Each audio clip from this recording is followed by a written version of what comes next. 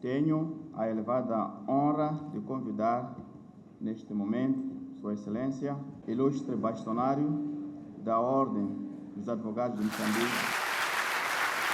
a proferir a sua intervenção por ocasião da presente sessão solene da abertura do ano judicial de 2018.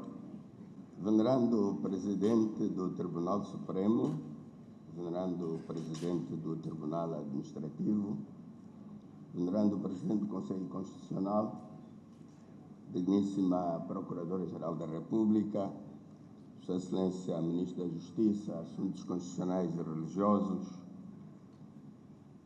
digníssimo Provedor de Justiça, venerando Presidente do Supremo Tribunal de Justiça de Portugal, digníssimo Vice-Procurador-Geral da República, Senhor Comandante-Geral da Polícia,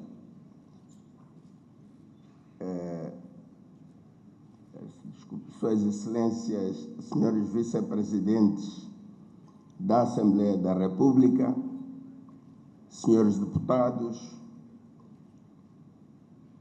Sua Excelência Governadora da cidade de Maputo, Senhor Presidente do Conselho Municipal da cidade de Maputo, venerando Vice-Presidente do Tribunal Supremo, venerando os juízes conselheiros, digníssimos Procuradores-Gerais Adjuntos da República, ilustre Presidente do Conselho Jurisdicional, membros do Conselho Nacional e do Conselho Jurisdicional da Ordem dos Advogados de Moçambique, excelentíssimos senhores diretores-gerais do IPAS, do CERNIC e do CERNAP, venerando os juízes desembargadores, digníssimos vice-procuradores-gerais adjuntos,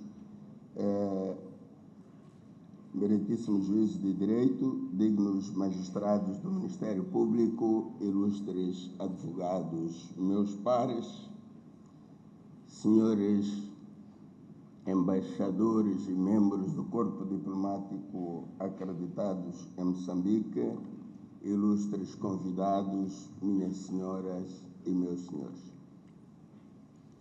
Começo a minha intervenção manifestando a solidariedade da Ordem dos Advogados de Moçambique para com as famílias de todos os nossos compatriotas que perderam a vida na lixeira do Lene, bem como para todos aqueles que foram afetados pelas chuvas torrenciais na província de Sofala. Valho-me também desta oportunidade para dar sentimentos à Procuradoria-Geral da República pelo passamento do digníssimo Procurador-Geral Adjunto, Dr. Orlando Generoso Rubene, sentimentos estes extensivos à sua família. Em segundo lugar, não podemos estar indiferentes face à forma como vem decorrendo o processo para que o país possa viver uma paz efetiva e duradoura e, neste particular, reconhecemos os esforços de Sua Excelência Filipe Jacinto Nunes, Presidente da República e Alto Magistrado da Nação, bem como do líder da RENAMO, Sr. Afonso Macacho Marceta Njacão. A minha intervenção está estruturada em função das atribuições da Ordem, termos em que aborda sucessivamente aspectos relacionados com a consolidação do Estado de Direito, a defesa dos direitos e liberdades fundamentais, a promoção do acesso à justiça, pronunciamento sobre projetos de diplomas legais, promoção do respeito pela legalidade, luta pela dignidade e prestígio da profissão, bem como defesa das imunidades dos advogados.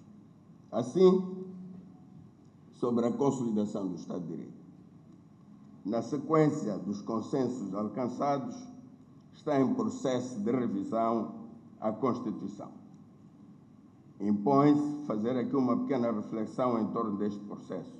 Desde logo, é importante que seja promovido um debate público alargado para discutir a operacionalização jurídica dos consensos alcançados, pois, de outro modo, estaríamos a excluir sensibilidades relevantes e, eventualmente, a correr o risco de deixar de fora outros fatores suscetíveis de pôr em causa a paz.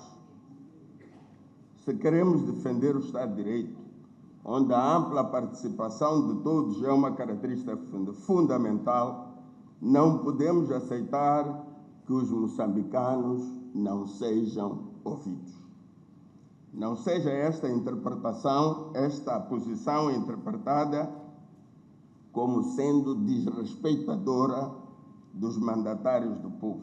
Aliás, a este respeito, Sua Excelência Filipe Nyusi, Presidente da República, na comunicação que fez à nação no dia 7 de fevereiro do corrente ano, referiu, no ponto 4 da referida comunicação, que ele e o líder da RENAMO falaram, passo a citar, das vantagens das decisões serem tomadas com a participação de todos para tornar eficaz a sua implementação. Fim de citação. O número 2 do artigo 291 da Constituição da República estabelece que as propostas de alteração devem ser depositadas na Assembleia da República até 90 dias antes do início do debate. Esperamos que as propostas sejam apreciadas depois de uma reflexão profunda em torno da matéria nos 90 dias impostos pela Constituição da República, para não corrermos o risco de adotar soluções precipitadas e inconsistentes suscetíveis de gerar conflitos no futuro. Não podemos correr o risco de proceder a alterações que se centram na acomodação de pessoas, subalternizando programas de desenvolvimento econômico e social. É que a criação das assembleias distritais pode ter um impacto financeiro elevado. Outro aspecto que deve ser objeto de especial atenção é a impossibilidade de termos candidatos independentes nas eleições autárquicas, pois, com essa solução, os munícipes ficam impedidos de ter um presidente do município capaz e com o qual se identificam, porque a maioria da Assembleia Municipal é que indica o presidente do município. Relativamente ao processo comumente designado por dívidas ocultas, achamos que constitui um passo importante a remessa de informação ao Tribunal Administrativo, mas convenhamos que, para um processo de instrução preparatória identificado como sendo o processo número 1/2015, sem quaisquer arguidos constituídos envolvidos 3 anos, mesmo depois do relatório da Kroll revelar que 500 milhões de dólares tiveram uma aplicação desconhecida, é, no mínimo, estranho. Há necessidade de se tratar este processo com a seriedade que ele merece, sob pena da justiça moçambicana cair no descrédito total. No que tange às prisões preventivas, continuamos com situações de aplicação abusiva. Estranho é que temos juízes de instrução criminal que legalizam tais prisões, o que é de todo em todo inaceitável, pois o número 1 do artigo 59 da Constituição da República estabelece que, e eu cito, ninguém pode ser preso senão nos termos da lei. Vale aqui fazer um apelo às vítimas destas situações de prisão ilegal, bem como aos advogados e magistrados do Ministério Público, para diligenciarem no sentido de desencadear processos de responsabilização criminal dos agentes da polícia que prendem sem mandado judicial quando não seja em flagrante delito. Da defesa dos direitos e liberdades fundamentais. Em meados do ano transato, circularam vídeos que retratavam maus pratos de cidadãos diversos nas minas de Rubi de Namanumbiri, no distrito de Montepuez, fatos que consubstanciam autêntica e grosseira violação de direitos humanos. A este respeito, esperamos que as autoridades competentes, por um lado, tomem as ações necessárias à responsabilização dos autores daqueles atos bárbaros e, por outro, que seja cumprida toda a legislação vigente e as boas práticas internacionais aplicáveis às situações de reassentamentos decorrentes do exercício de atividades econômicas. São comuns as situações de violações dos direitos das comunidades afetadas pelos grandes empreendimentos econômicos. E apraz-nos aqui dar conta que a Ordem dos Advogados tem estado em tentar ações judiciais em defesa dos direitos dessas comunidades e já obtivemos, relativamente a um dos casos, uma decisão favorável condenando a Jindal a realizar os reassentamentos nos termos previstos na lei. Tal como referi na parte introdutória, na lixeira do UNEN ocorreu uma verdadeira tragédia. 16 concidadãos nossos perderam a vida porque não foram tomadas medidas no sentido de impedir que vivessem naquele local. Como esta situação, há várias, podendo aqui, e só a título de exemplo, indicar as pessoas que têm casas nas proximidades da portagem da Matol, numa zona propensa a inundações, com zona de reserva, quer ao longo da autoestrada, quer ao longo da linha férrea. Um descarrilamento naquela zona, um acidente rodoviário brutal com saída de veículos da estrada ou a ocorrência de chuvas torrenciais poderão provocar luto.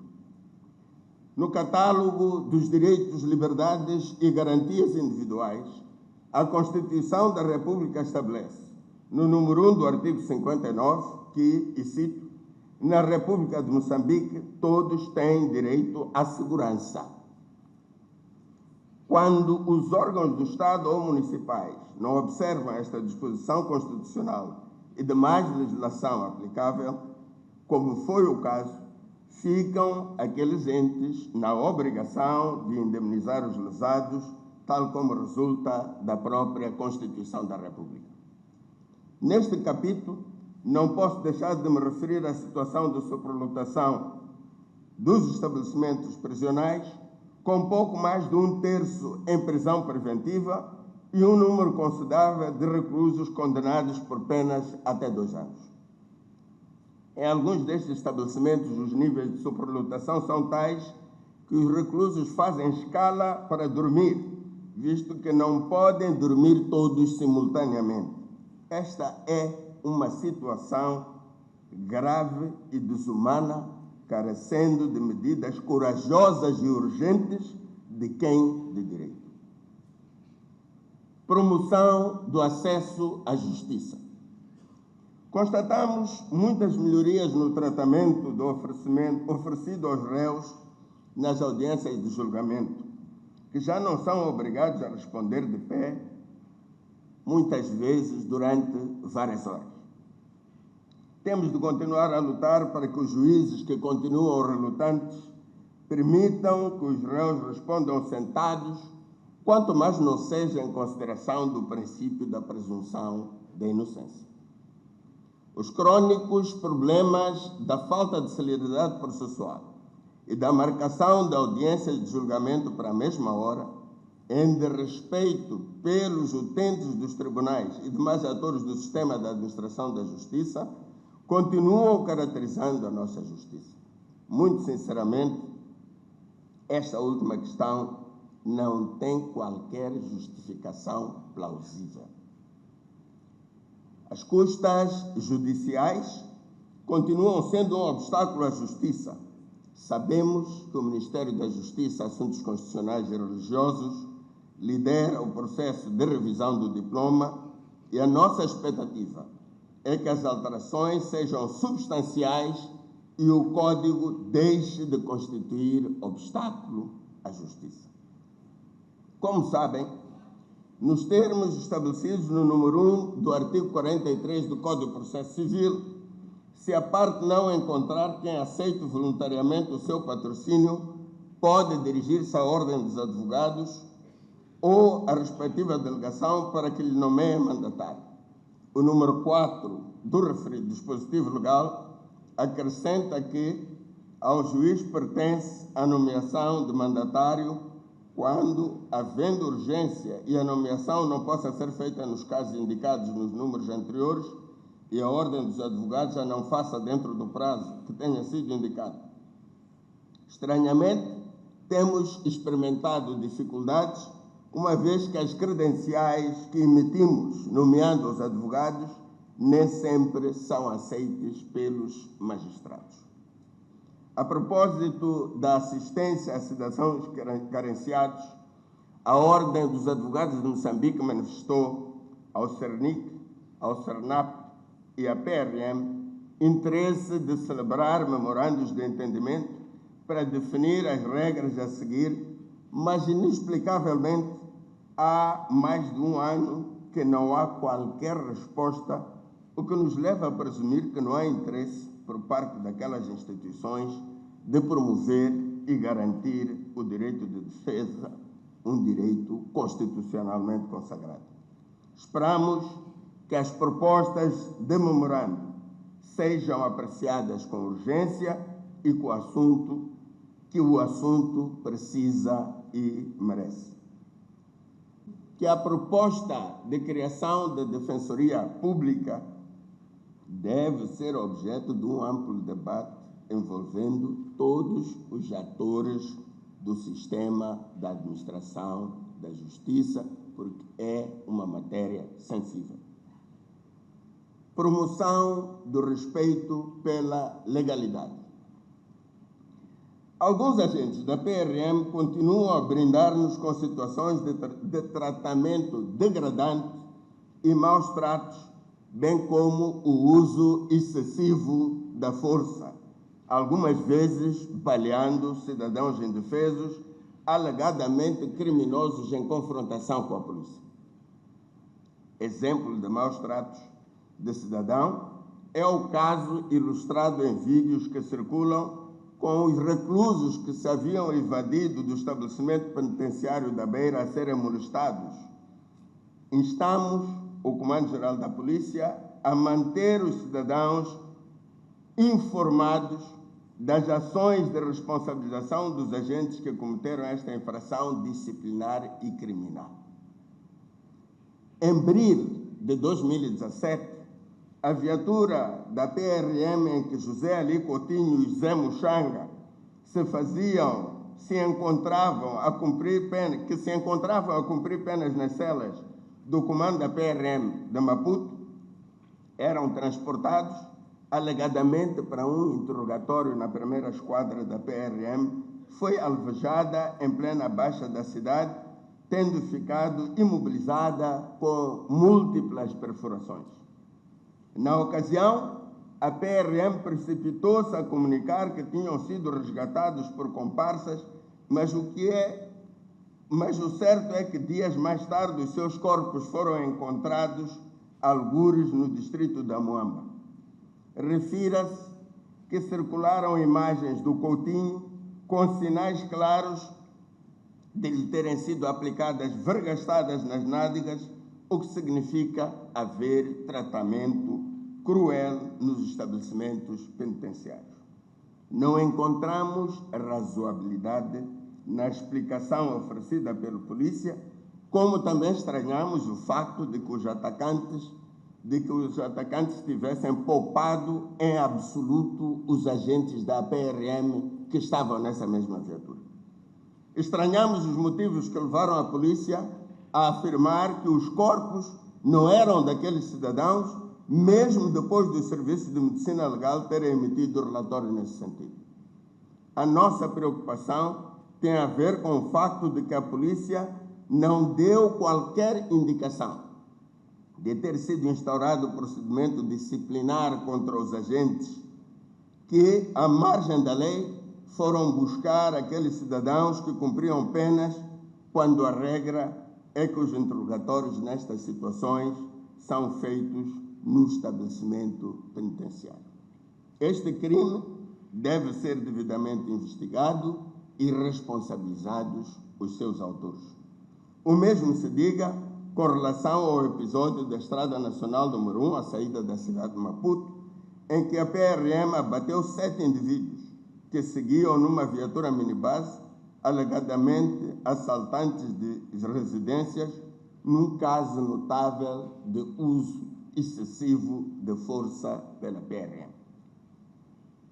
Ainda no domínio da legalidade, não podemos deixar de falar do famoso caso dos vidros escuros, em que a PRM, sem qualquer fundamento legal, removia as películas e aplicava multas. Tivemos acesso a um parecer da Procuradoria-Geral da República que termina referindo que o uso de películas é ilegal, mas discordamos absolutamente desta posição. Aliás, se fosse proibido ter vidros escuros, o INATER não teria preparado uma proposta de decreto para introduzir essa matéria no regulamento do Código de Estrada. A nossa opinião em torno deste assunto dos vidros escuros é que se trata de um falso problema.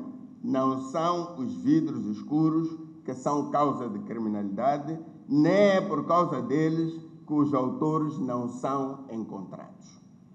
Se as autoridades quiserem saber de alguma situação que constitua uma verdadeira alteração às características dos veículos, que cuide de verificar se as viaturas que passaram a ser movidos a gás, averbaram tal facto nos respectivos livretes, pois essa sim é uma característica definida por lei e que não pode ser alterada sem que as autoridades competentes o averbem. Da luta pela dignidade e prestígio da profissão, bem como defesa das imunidades dos advogados. Em 2017, registramos 2 casos paradigmáticos. O primeiro, da prisão de um advogado por um alegado envolvimento em crimes de rapto, que, entretanto, foi restituído à liberdade depois de ultrapassados os prazos de prisão preventiva sem culpa formada. A este respeito, pergunta-se se a prisão resultou de uma investigação prévia ou se, ao invés, foi decretada para investigar. Se um advogado é sujeito a uma situação desta natureza, podemos imaginar o que acontece com o comum dos cidadãos. A segunda situação ocorreu no Tribunal de Inhambane, em que o juiz da causa suspendeu um advogado do exercício da profissão ao abrigo de um dispositivo do Código do Processo, sabido que a suspensão de advogado é uma sanção disciplinar e a linha I do artigo 4º do Estatuto da Ordem dos Advogados de Moçambique estabelece que constitui atribuição da Ordem dos Advogados exercer jurisdição disciplinar exclusiva sobre os membros, uma norma constante de lei nova que revoga, obviamente, qualquer norma anterior que lhe seja contrária. Considerações finais. Vai longa a minha intervenção e porque fui apresentando considerações ao longo de cada assunto, permito-me terminar sem apresentar as referidas considerações finais, referindo apenas que são ainda insuficientes os esforços empreendidos com vista a fortalecer o nosso sistema de justiça e devemos continuar a desenvolver ações com vista à promoção da cultura de cumprimento escrupuloso das leis pelos atores relevantes do sistema da administração da justiça. De outro modo, tal como já foi dito anteriormente pelos meus antecessores, teremos uma justiça forte para os fracos e fraca para os fortes. Temos de passar a ter vergonha de manter tamanha indiferença perante situações sérias de violação de direitos fundamentais. Temos de nos sentir incomodados pelo facto de não esclarecermos em tempo útil dossiês importantes cujo desfecho é aguardado com bastante ansiedade pelo povo moçambicano, como é o caso do processo das dívidas ocultas. Com uma justiça forte, Estarão criadas condições para o efetivo desenvolvimento econômico e social e, em consequência, para a redução das desigualdades sociais, a melhoria das condições de vida de todos nós e das gerações vindouras. Pela atenção dispensada, o meu muito obrigado.